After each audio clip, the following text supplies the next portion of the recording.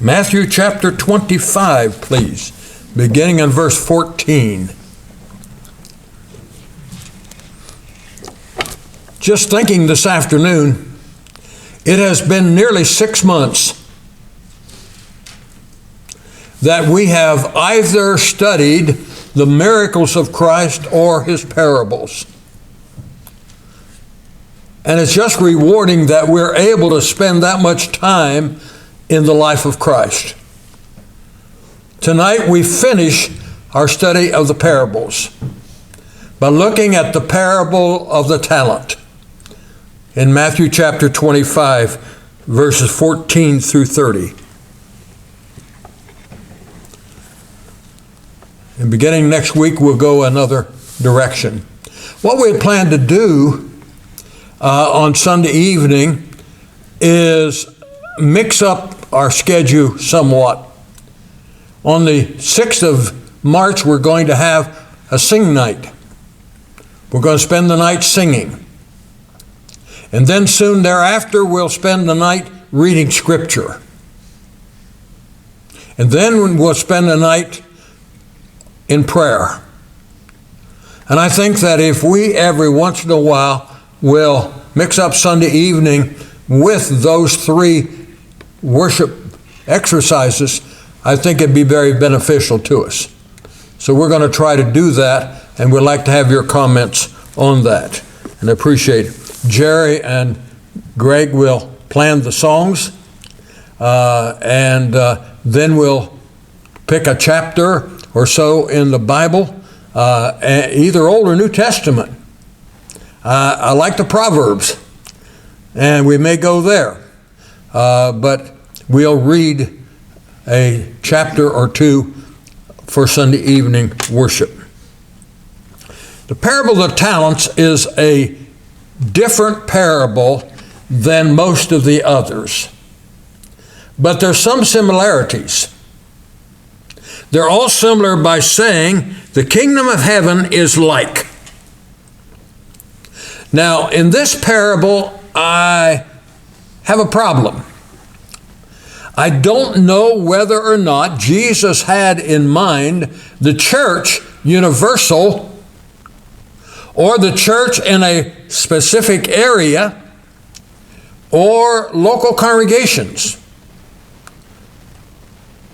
I think that if he's talking about the church universal, then this parable loses some of its emphasis.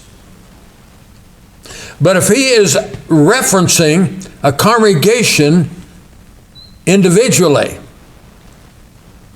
I have several questions that I need to ask. In this parable, Jesus specifies three individuals. Now, if he's talking about the church universal, how do we identify these three individuals? Who identifies them? And I ask the same question about the local congregation here at Ravenna. Is he saying that in this congregation we have these three individuals? And if we have these three individuals, who identifies them? And how do we determine the talents of these three individuals? Who determines it? Is the individual able to identify the 5-talent man? And who would he be? Is it possible that in the early years of our life, we would never be chosen as having 5 talents? But something may happen. And in our early adult years, we could develop these talents. I don't mind telling you that when I graduated from high school, I was voted as the one most unlikely to succeed. I was raised on a farm. My older brother died in 1950. My dad had to go to work in the factory. I was 13 years of age. And therefore, I was given, as the oldest boy in the family, I was given the responsibility of running a 200-acre farm. And it was not easy. And so school became second in my life. The farm was number one. I missed nearly half of the year, my last year in high school, because of the demands of the farm. I was not a good student. I told my graduate advisor, Mr. Ford, I'll never forget him. He was a special guy. Not kind. Very crude. And anyway, I told him that I was thinking about going to college, and he laughed at me. He said, "You'll never succeed."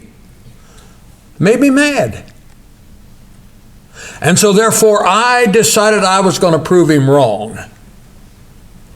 There was 23 of us in our graduating class. Okay? Well, the school, there was three schools that went together and for the last year of our high school. And there was 9 in our senior class. And I was telling everybody that I was in the top 10 in the class. Of course, there was only 9 of us. But anyway, that's the way it goes. I did not have the credibility. I had to prove myself. And the first 2 years in college was really a challenge. But we made it. And we continued. What I'm saying is, I would not have been chosen even with the one talent. There were others in the class that were far more capable than I was. And I had to prove myself. I'm suggesting that Jesus is specifying 3 individuals in the church. And if he's talking about the local congregation, is he suggesting that in every congregation there are these 3 individuals? And you think about the history of the Ravenna congregation. Who would you put in these separate categories?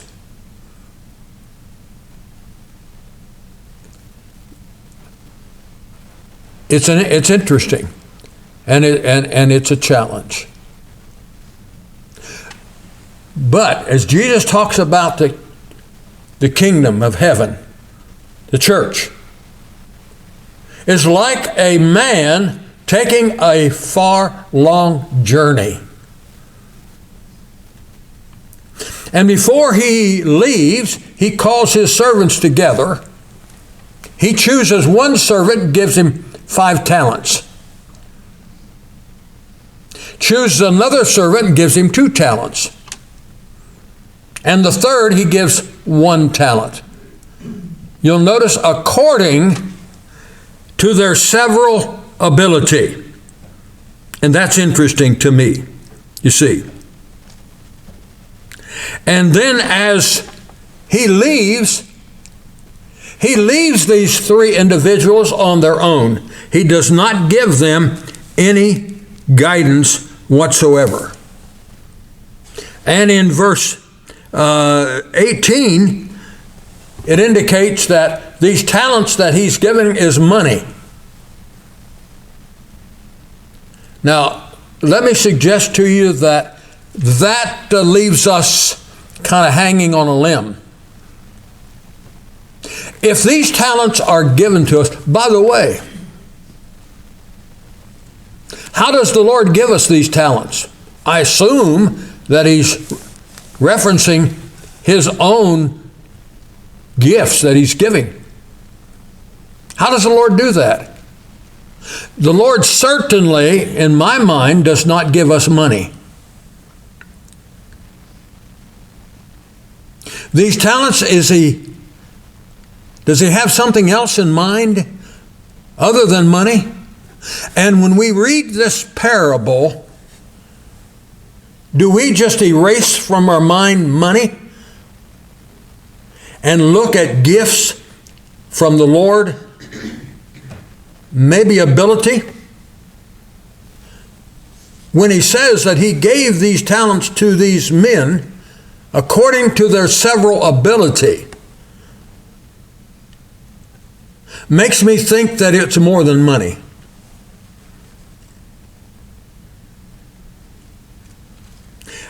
And I'm forced to ask then again, how does the Lord give us these talents? How does the Lord give us these special abilities? And when do we decide in ourselves whether we have received 5, 2, or 1? It is evident that these men knew exactly what they had received. There's no question in their mind what their master had in mind as he gets ready to leave home to a far country. And there's no question in my mind that when He gave them these talents, He gave them special responsibilities. With every gift that God gives us, He gives us responsibility. The only way that I can, in any way, describe my ability to preach the gospel, it has to come from the Lord. It could not have come from myself. I struggled through college, but I was able to finish and receive several degrees from universities.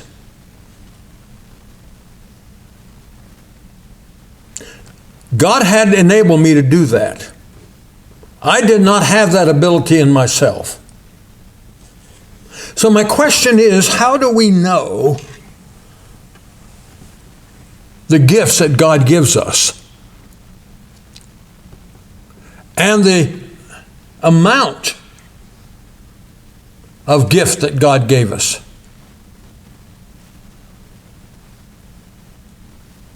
And if I understand that with that gift there comes a responsibility, how demanding is the Lord in my responsibility to those gifts?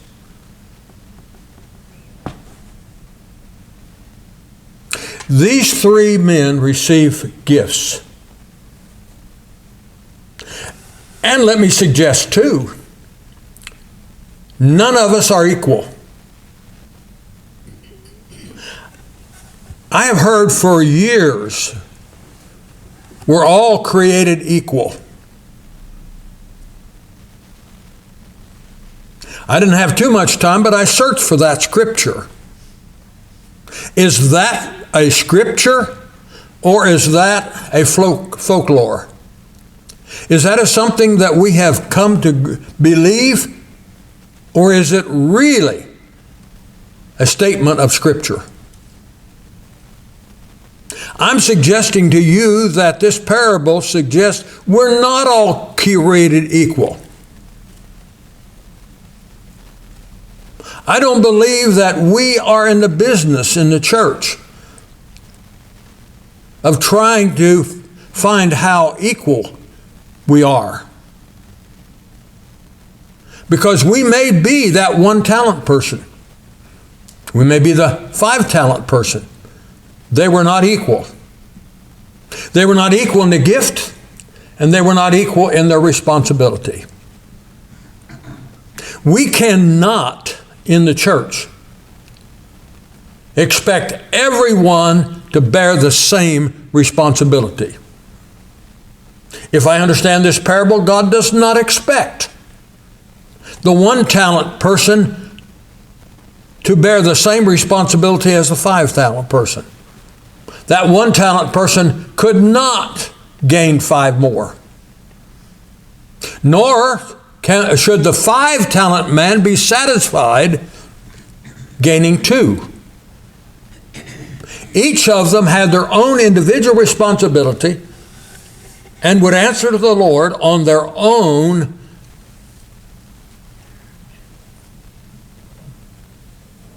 gift, ability, responsibility.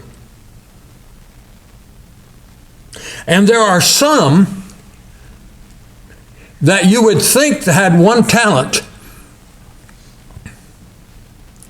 that end up with 5.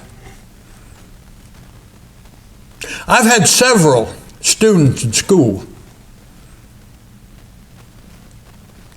I'm thinking back in the early 60s. I had a young man, a foster child, come from Cincinnati into this farming community. And he was classed as a non-learner. The teachers and I took him under our wing and began to work with him. And by the end of the year, he was one of the most responsible students we had. I think his name was Alvin, if I can recall, because that's been 50 years ago. I'm thinking of another student, Curtis. Curtis was not a good student. He barely passed his classes. And some of the teachers in the school suggested that he too was a non-learner. One day, as we were administering the Ohio graduating exam, Curtis aced that exam. I mean, he answered every question correctly. And one of my teachers put up a big fuss. He had to cheat.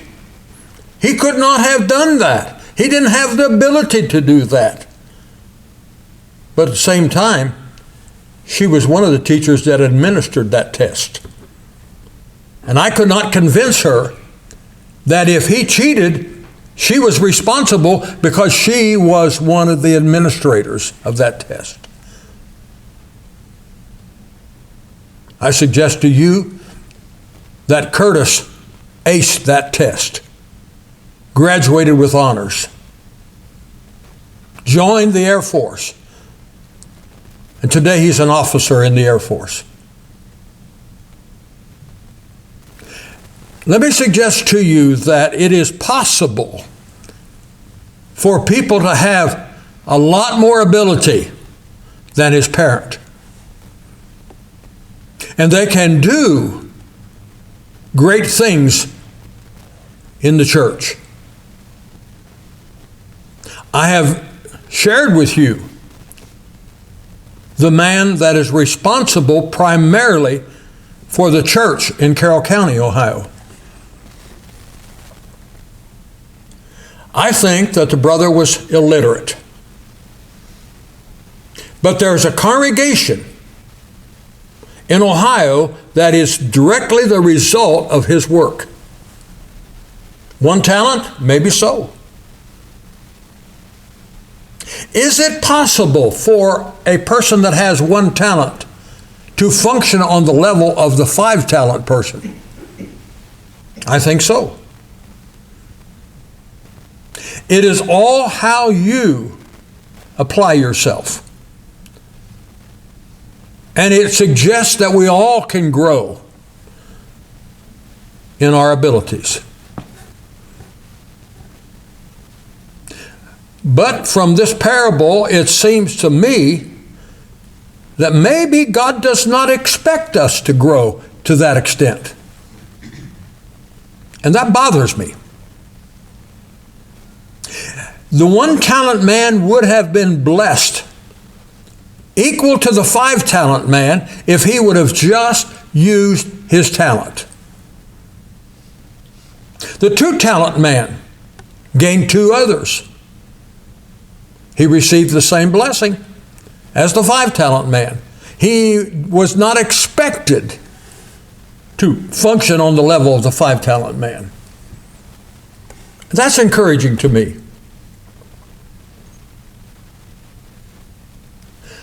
I've mentioned, I don't know here, but I've mentioned several times that I began to enjoy preaching when I quit trying to be Batzel Barrett Baxter. Batzel Barrett Baxter was one of my Bible professors in college, and I admired him because I thought he memorized the entire Bible. He was very, very effective in his preaching. Preached for one of the largest churches in Nashville, the Hillsborough Church. I love to go and listen to him preach. We need to realize that God only expects us to function on our own level. I don't need to try to be the greatest preacher in the brotherhood. I'm not the brightest light on the block. But I enjoy doing what I can do with what little talent I have. And that seems to me is what this parable teaches. But let me suggest to you that the 1-talent man was condemned. The Lord was not pleased with him and didn't have a good thing to say to him. He was not a criminal. He was not an evildoer. He was not a thief. From what I understand, he was not a worldly man. But he was not blessed. In fact, Jesus said, take the gift that I gave him, take it away from him, and give it to the one that has 10 talents. That was not a blessing. That was not pleasing in his sight, but that's what Jesus said to do. Is it possible, and this scares me, really, is it possible for God to take the talent from us if we don't use it properly?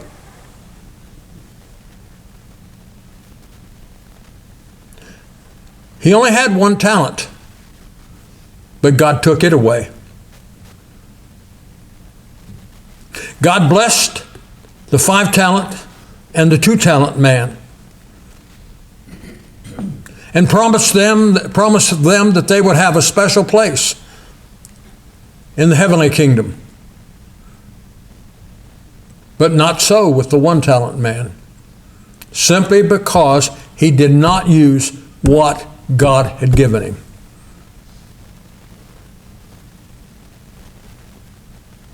If there are people in the church, men and women,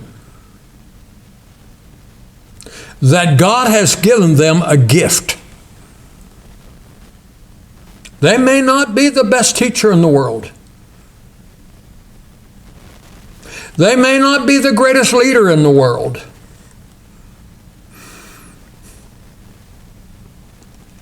But God has given them opportunities to grow. From 5 talents to 10, from 2 talents to 4, from 1 talent to 2. And it appears to me that God expects each of us, to grow. Peter's last statement, 2 Peter 3 and verse 18, was a challenge for us to grow. First, in our knowledge. We all can grow in our knowledge of Scripture if we just take time to read and study. And secondly, grow in our ability to teach and to serve. And when we use our talents, it's not all on ourselves. God will bless us and help us to grow.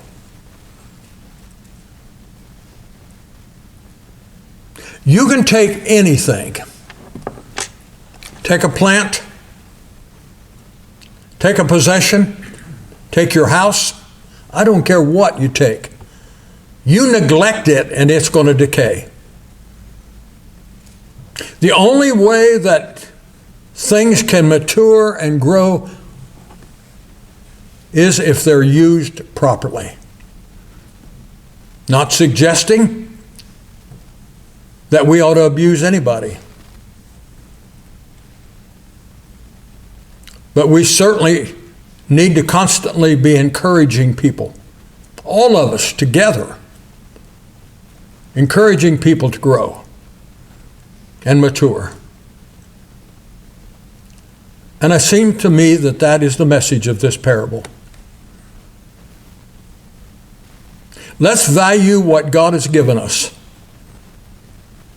Try to honestly look at ourselves, where we fit into the church, what we can do as members of the church, how we can grow, how we can mature, and how we can serve God to a greater degree. That's our challenge. And I think that's his parable.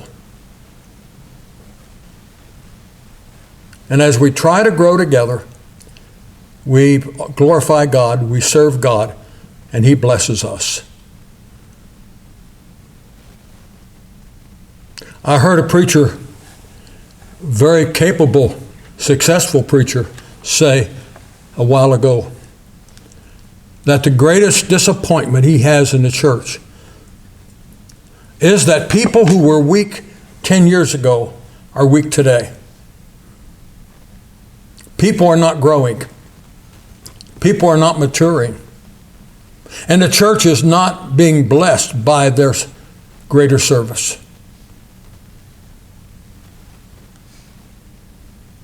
And just before I close, let me make this statement.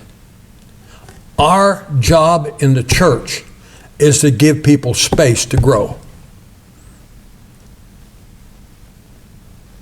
Don't criticize people because they only have one talent.